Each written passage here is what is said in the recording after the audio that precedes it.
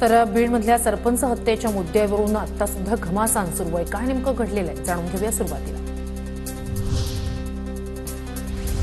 माझ्या विरोधात fake narrative तयार केलं जात आहे। मीडिया ट्रायल सुरू आहे। कोर्टात ट्रायल सुरू झाल्यानंतर सगळं समोर येईल। अजित पवारांच्या भेटीनंतर धनंजय मुंडेंची प्रतिक्रिया।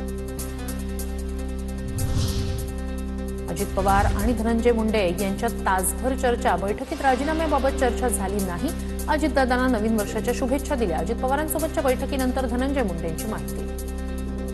राजीनाम्याची मागणी केली जाते आणि यानंतर अजित पवार अद्याप काही बोलले नाही। तुमची पहिलीच भेट आहे, त्यामुळे या विषयावर कसलीही चर्चा झाली नाही हे स्पष्ट।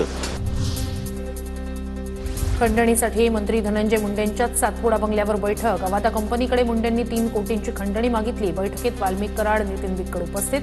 TV9 मराठीच्या मुलाखतीत भाजप आमदार सुरेश धस यांचा स्फोटक आरोप।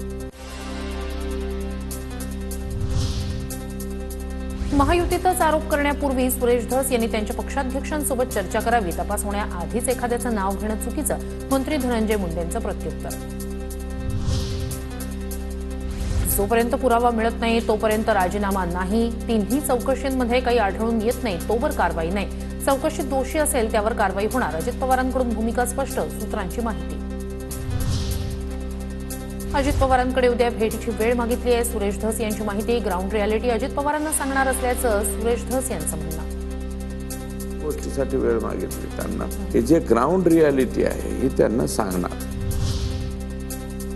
विष्णू चाटे हा प्यादा, कराड हा आका आणि आकाचा आका धनंजय मुंडे। TV9 मराठीच्या मुलाखतीत धस यांचा स्पष्ट उल्लेख। संतोष देशमुखांना मारहाण करतानाचा व्हिडिओ SITनं रिकव्हर केला। आरोपींच्या फोनमध्ये मारहाण करतानाचे व्हिडिओ हस्तगत। व्हिडिओमध्ये आरोपी देशमुखांना मारत होते आणि आनंद लुटत होते। SITच्या पथकानं सर्व पुरावे कोर्टात सादर केले।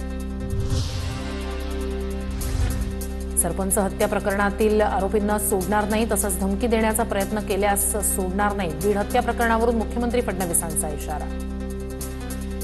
प्रकरणामध्ये राज्य सरकारने अत्यंत निर्धाराने कारवाई केलेली आहे। कुठेही आम्ही मागे हटलेलो नाही, मागे हटणार नाही, कोणाला सोडणार नाही आणि कोणी कोणाला धमक्या देण्याचा प्रयत्न केला तर त्यालाही सोडणार नाही।